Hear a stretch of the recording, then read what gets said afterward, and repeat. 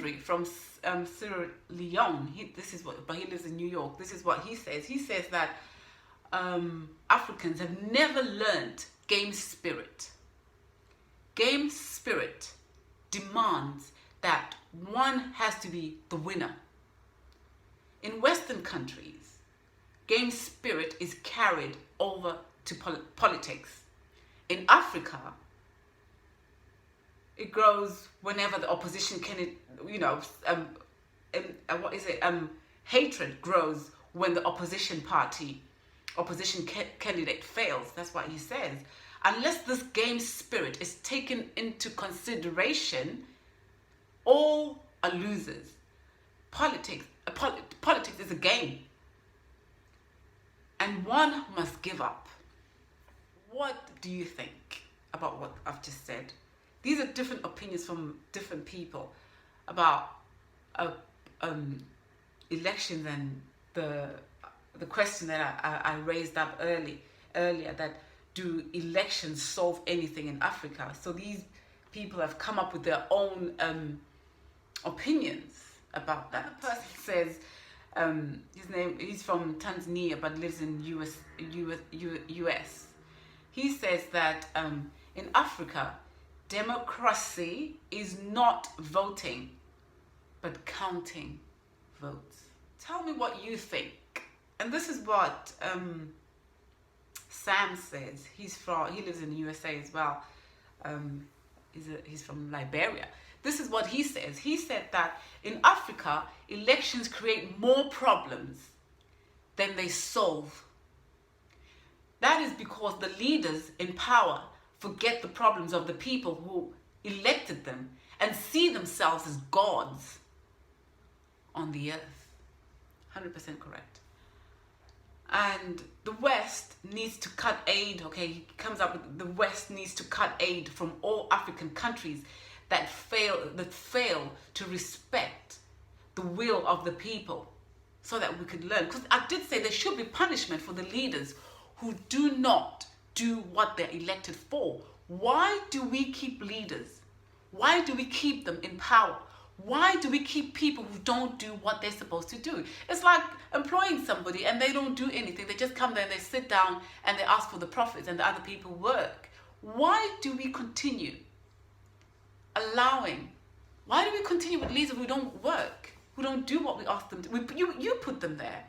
But how come you just allow them to live like that, have these lavish lives and drive these expensive cars? And how come we allow them to do that? Just look at it. Why would you employ somebody just to sit down and do nothing, and then all of a sudden they're like, oh, okay, I need 100% of that? That is basically what we are doing. We are electing leaders and telling them it's okay for them to sit down. And we do not hold them accountable. We tell them it's okay, guys. Because if you hold people accountable, if you hold these leaders accountable, the kings and the chiefs and the presidents for life accountable, we wouldn't see this poverty. We wouldn't see this happening in Africa. Guys, I did say African leaders hate their people. They hate them so much. They don't need to say it. It's what they do. Actions speak louder than words. It's what they are doing to the economy. It's what they're doing to you and to me. You don't have to think that they love you.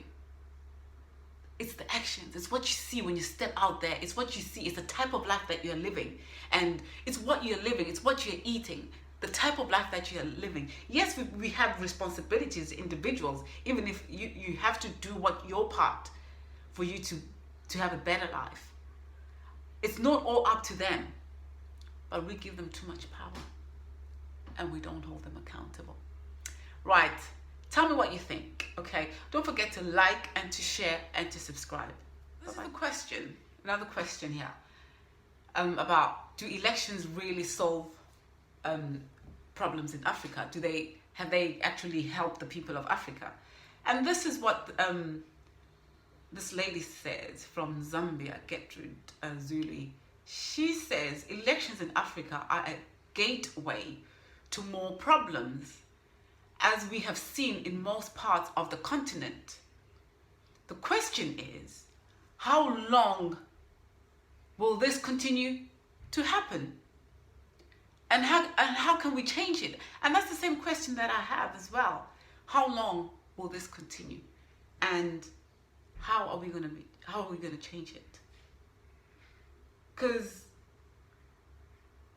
it is high time we begin to question whether elections are relevant in Africa, given the problems and the nature they bring about. Elections, are they working in Africa? I mean, honestly, give me an honest answer. Elections. Let me do this to my weave. Elections. Have they helped Africa?